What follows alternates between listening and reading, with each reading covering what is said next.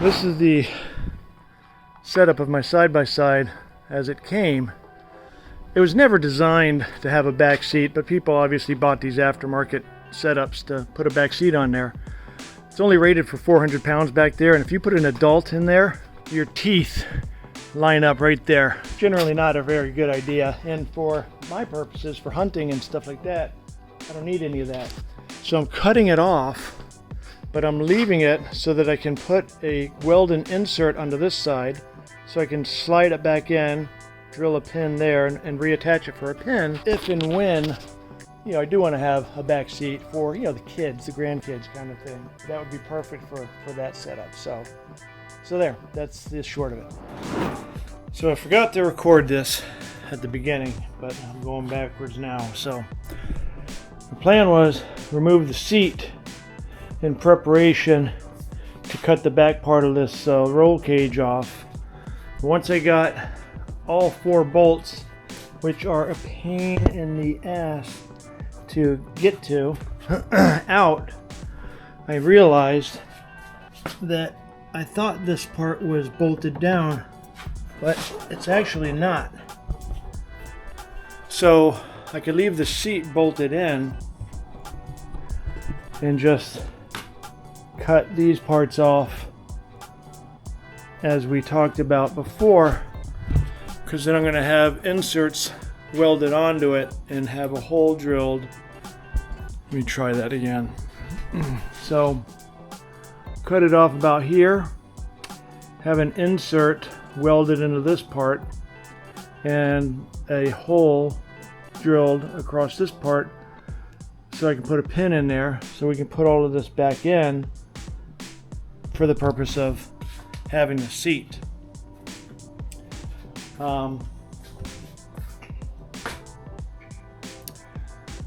Yeah.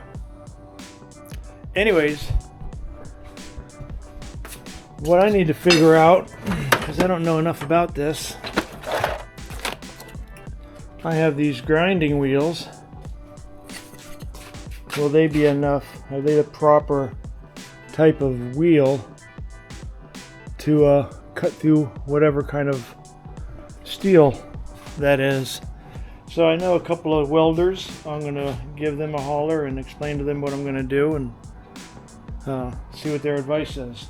Alright, so taped off the areas to be grinded. I'm going to cut this thing off.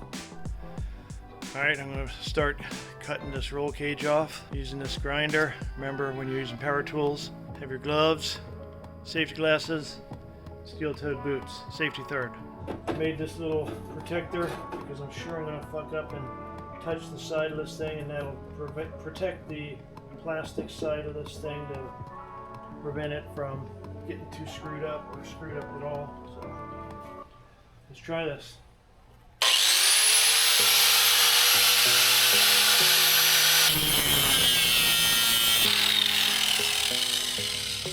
It's actually going a lot faster than anticipated. This thing's kicking ass. I guess I'm gonna have to get inside.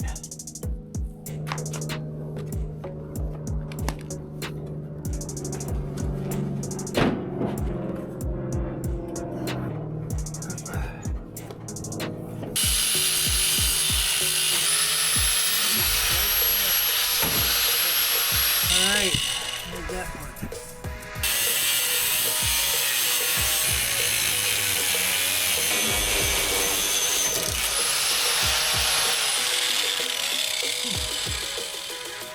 Well, hope this is gonna work. Sounds like it'll work in practice, or in theory. Let's find out. That don't look good. My cutting wheel is missing a large chunk. Not no bueno. Alright, let's do like I did before there. Protection on there.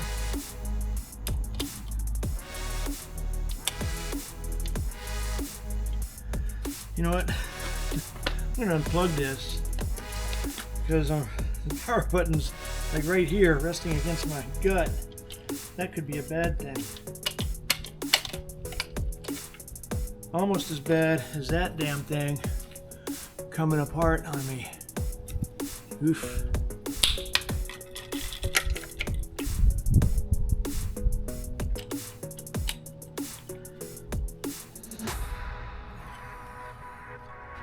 Alrighty.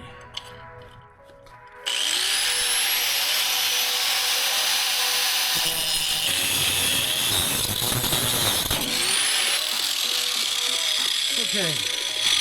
Man, this is under a little bit of torque tension. I'm going to try to take some of that tension off. Don't know how well this is going to work. I'm assuming once this thing lets go. Now, time to find out.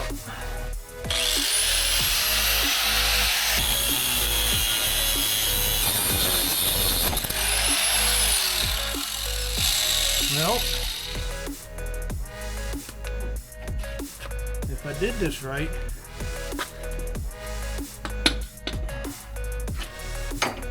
this whole thing should come off.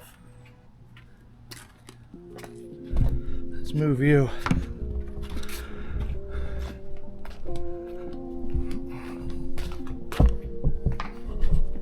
For the big reveal.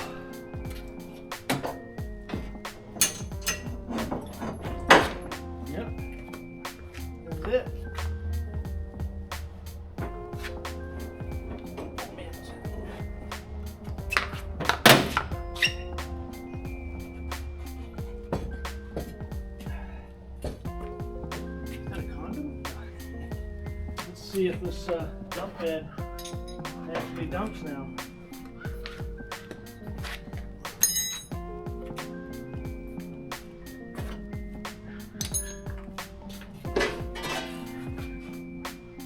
So there's a lever right here. Look at that! Is that as far as it goes? I kind of feel like it needs to go further. Doesn't seem like that's definitely hitting something. That's not much of a dump. Oh. That's not good.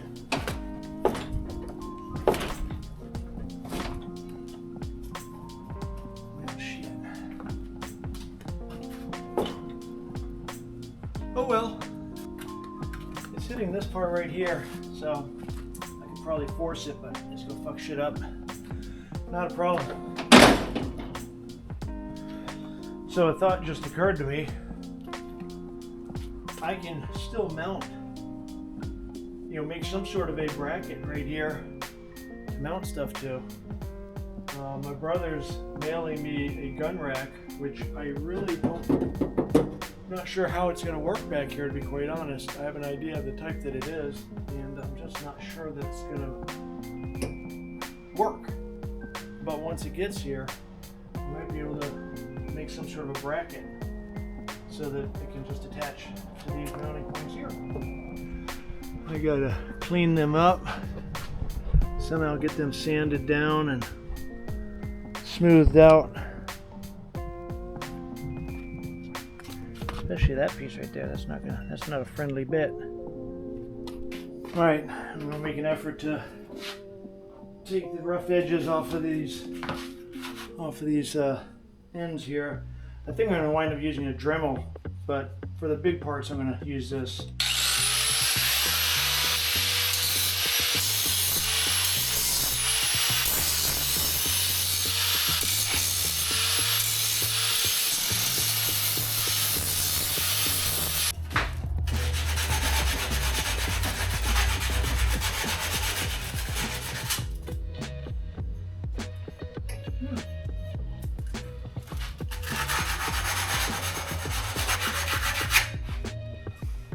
Nice. A lot easier than I anticipated.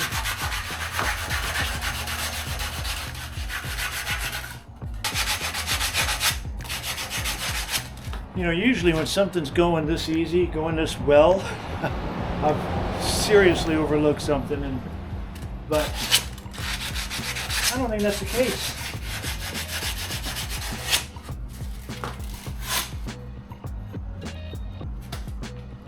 You get the Dremel.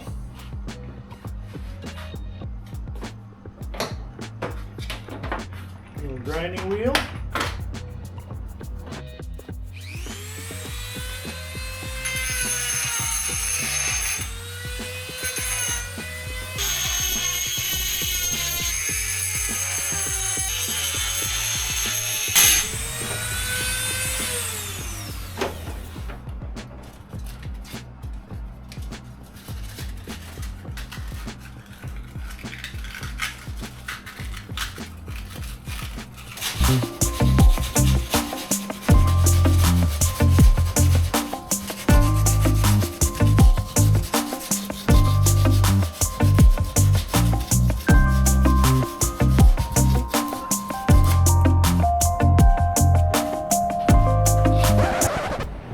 I think it's gonna work, man. I'm gonna do the same to the I don't know what I'm gonna call it, the seat cage, I guess. I'm pretty sure there's a law somewhere that says if you do any sort of work modifications on your car, side-by-side boat or whatever, you have to go out and use it. So let's go. Quick little ride, see if I notice it, you know, any different without that back roll cage.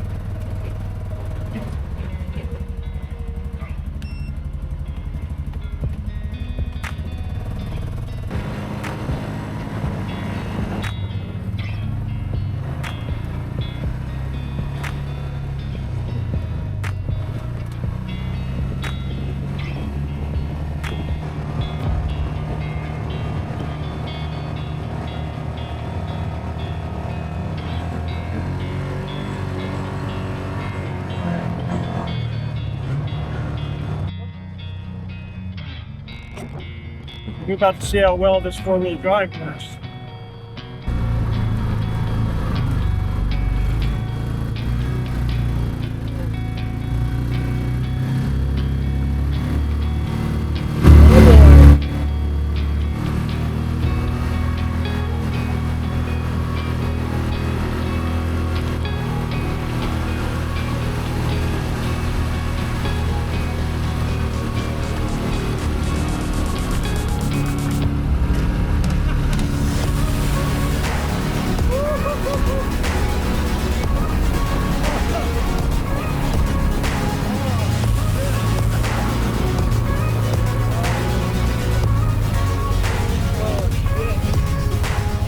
Well,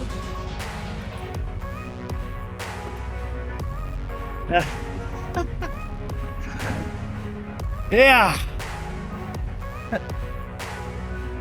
four-wheel drive works. Man, that was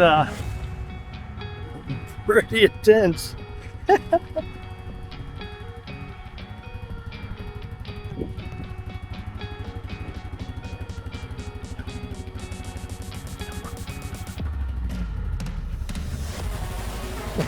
I mean, I got clumps of mud on me, dude.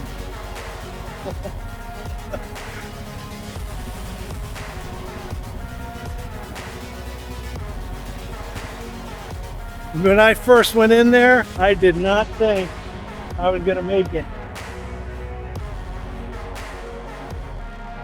That was close. Actually, it wasn't close. I mean, it bogged down for a moment, but pushed right through. God damn.